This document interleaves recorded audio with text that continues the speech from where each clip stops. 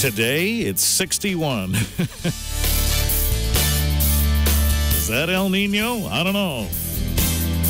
Let's ask an expert now. Mark Toregrossa is the Chief Meteorologist at MLive, and he's with us this half hour on WBCK. Mark, welcome back. Hey, thanks for having me back. So this is El Nino, right? I'm not entirely sure. Really? Okay. And the reason why is we typically think that the effects of El Nino kick in toward the end of December and then really influence our weather in January, February, and March. But this is probably pacing to be the strongest El Nino we've had in modern times since 1950. So maybe it is certainly a piece of it. We do get 55, 60-degree weather many Novembers. Wow. You know, we've had a lot of it this November. I won't disagree with that.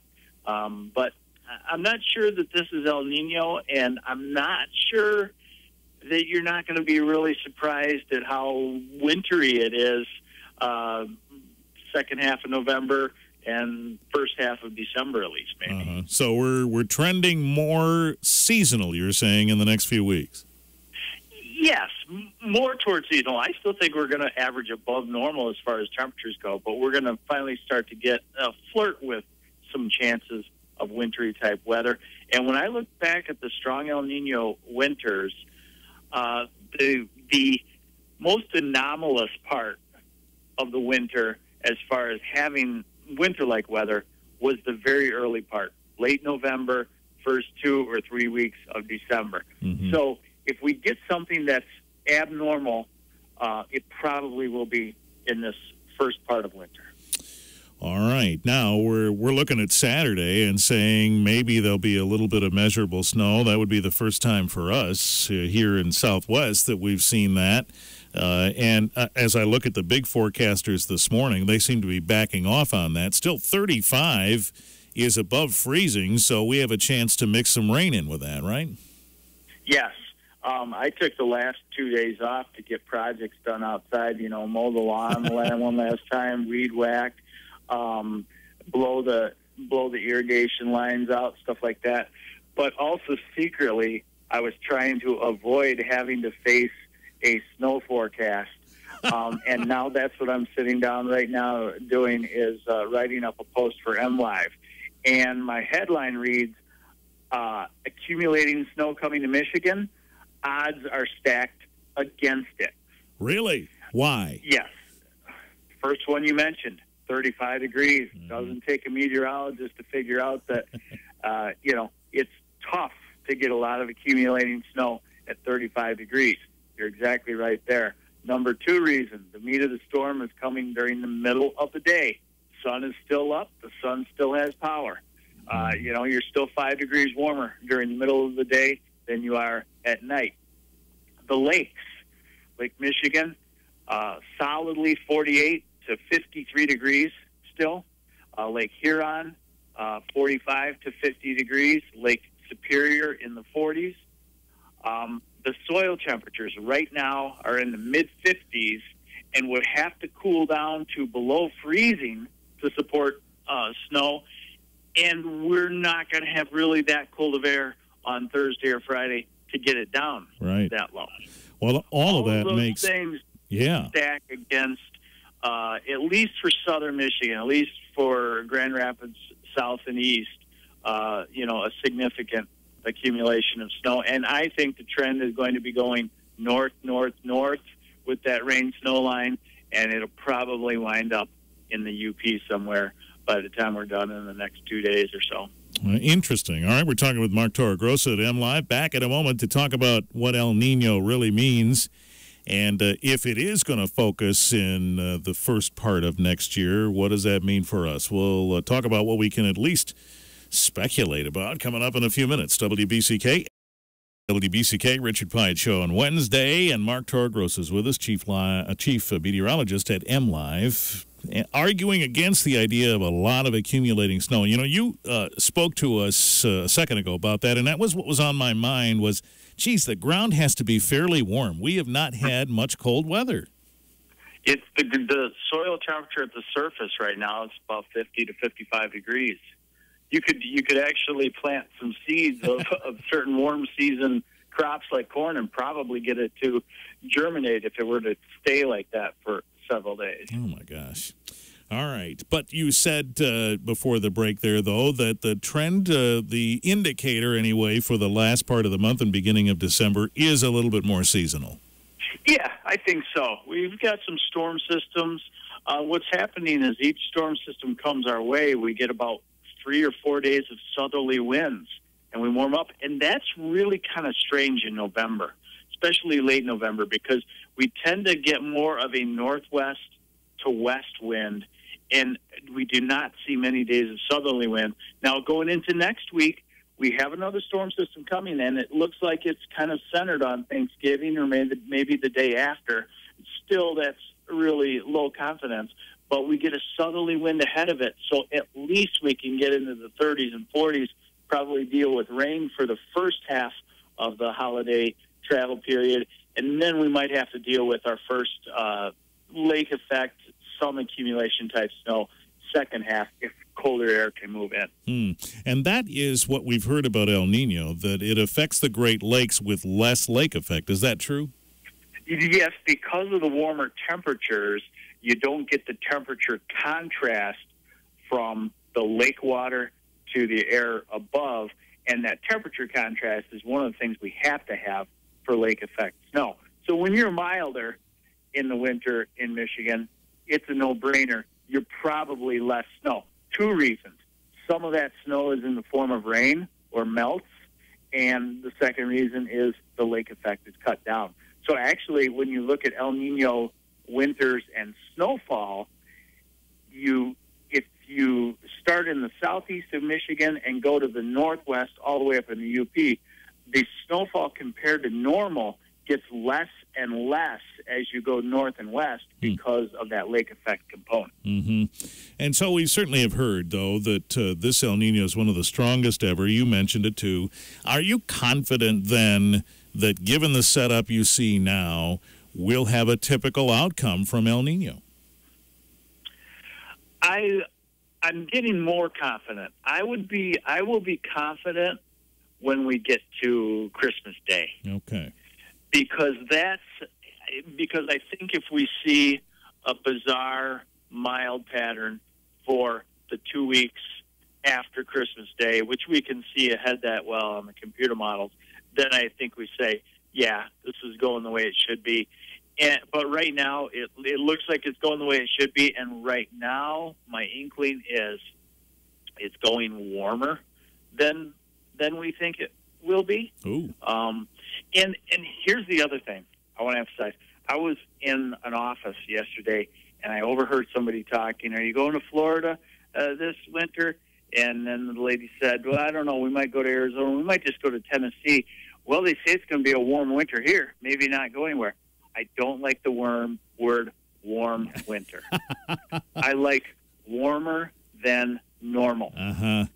Don't be thinking. Yeah. Kalamazoo in January has a normal high of around, let's call it 29, 30 degrees. Let's call it 30 degrees, okay? I'm not talking running around in shorts, or I'm not talking, running around without a jacket on. I'm talking instead of a high of 30, you might have a lot of days of 33 to 40 degrees. All right. So we're not going to change the name of the town to Miami. No. But you're going to get through probably 3 brutal months in there where it's like, wasn't that bad. And that's probably the low end scenario. High end scenario is if the heat really becomes kind of extreme, then we may have a lot of 40, 42 degree days. Right. And you say, hey, this is really nice. Yeah, warm for winter. Yeah, it'll feel like a heat wave, but it still won't feel like Fort Lauderdale. That's the thing. So maybe we shouldn't dispense with those plans just yet. Mark Toregrossa is the Chief Meteorologist at MLive. We're back in just a second on WBCK. 823 WBCK. Mark Toregrossa is with us to MLive, Chief Meteorologist. So I guess your point, Mark, is that it could be a warmer than normal winter. That could be El Niño. But we're not going to be out sunbathing in February. Right, exactly. A couple of more points.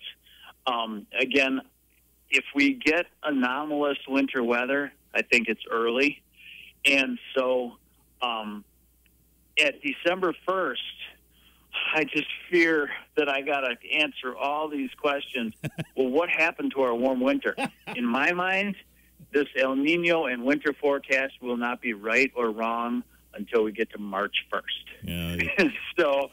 So the first bout of winter weather doesn't mean that the forecast has gone wrong. And as far as snowfall goes, I would say, I'd give our odds at about 60% of normal snowfall. Mm-hmm. So in Kalamazoo, I think you're probably around 80 inches, maybe, as a normal winter, and maybe a little bit more in the snow belts. And so I think if you take 60% of that, you're at 48 inches, 50 inches of snow. Still snow. You're still going to have the ground covered with snow at times, not like normal if the El Niño pattern dominates. And I think that will. Mm-hmm. And if it does dominate, it just means that the snow may melt faster, but the next event will be coming. Yeah, certainly. Yeah. There will be less events. There will be a few events on the edges that have more rain than snow, and you're right, it will melt down some. So there may be some times in the winter where we see brown grass instead of white stuff. All right. You're in the habit of forecasting for agriculture as well. What kind of an ag year has this been weather-wise? Has this been an average year? It's been a good year for Michigan ag. We had plenty of rainfall. Good year overall for the state. Michigan's an odd state ag-wise because you always get these little pockets where it's too wet or odd pockets where it's too dry. But overall, I think we'd say that ag did well as far as yields in Michigan. Corn in my area, in the Saginaw Valley and in the Thumb, corn yields are averaging anywhere between 220 and 240 bushel an acre. That's phenomenal yield. Sugar beets tonned up really good. So it's been a pretty good year. The only problem is the prices go with how much crop there is, and it looks like it's going to be the third biggest corn crop in the U.S., and so there's a lot of corn, and so the prices are kind of low, and it's similar to what happens with gasoline. They say there's a lot of oil now, and gasoline is lower. It benefits the other economies, right. But the ag economy can suffer. So we talk about how El Niño affects us just having to deal with winter or not, but what does El Niño do for agriculture? Anything? Yeah, it does. It sets us up for issues next year in the Corn Belt, because you have a warmer, drier winter, which means you have less soil moisture going into next season, so you have to have rain. And the next thing that we're already looking at is El Niño is projected to fade and end in spring or summer of next year and is projected to transition to a La Niña, the opposite. Right. Sometimes when an El Niño fades, it just fades away and we stay in a neutral state for a while. Sometimes it ends abruptly and turns colder than normal. That's a La Niña. That switch from El Niño to La Niña has a pretty strong signature toward hotter and drier weather in the Corn Belt, Illinois, Missouri, Nebraska, Iowa, southwest Wisconsin, Minnesota, and it creeps toward Michigan. So next year we'll go back to getting walloped, huh? Next year we'll start to warm up, and then I think the following year after that we'll be right back into the sweltering stuff. Okay. Interesting. All right, Mark has a blog and, of course, at MLive, and also you have a special website for agriculture weather, do you not? Yeah, farmerweather.com. It answers all the questions that farmers ask me. When's it going to rain? How much is it going to rain? When's the wind going to quit?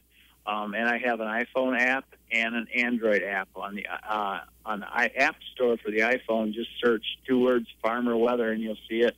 and on the Android, farmerweather.com, all one word. All right, Mark, thanks for the time. We appreciate it as always. Okay. Stay tuned for Saturday. Watch my post on MLive. I'll keep you updated. All right, will do. Mark Toregrossa, Chief Meteorologist at MLive on WBCK.